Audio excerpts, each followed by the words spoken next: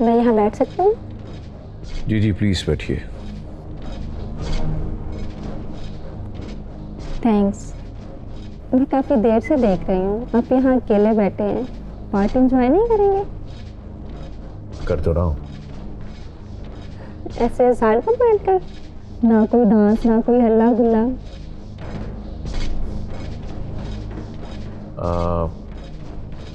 मेरी शख्सियत में वो चीज़ें नहीं है गालिबन जो ये लोग कर रहे हैं, या ये कह लें कि मेरे एंजॉय करने का तरीका मुख्तलिफ है। मेरी यही एंजॉयमेंट है जो मैं अकेला बैठा हूँ। काफ़ी गहरे इंसान लगते हैं।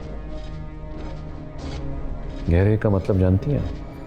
वो जो बहुत मैच्योर और समझदार हो। गलत। तो फिर आप ही बता दें। वो जो अपनी ज़ात की पर्सनल चीज़ें दूसरों पर जाहिर ना होने दें, वही लोग गहरे होते हैं।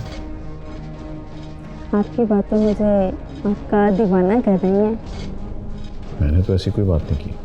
आपका एक एक लफ्ज़ मेरे दिल पर गहरा असर कर रहा है। आए मिलकर पार्टी एंजॉय करते हैं।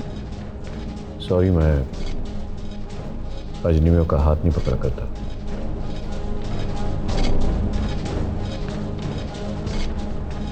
Very interesting personality. आपसे दोबारा मुलाकात होगी।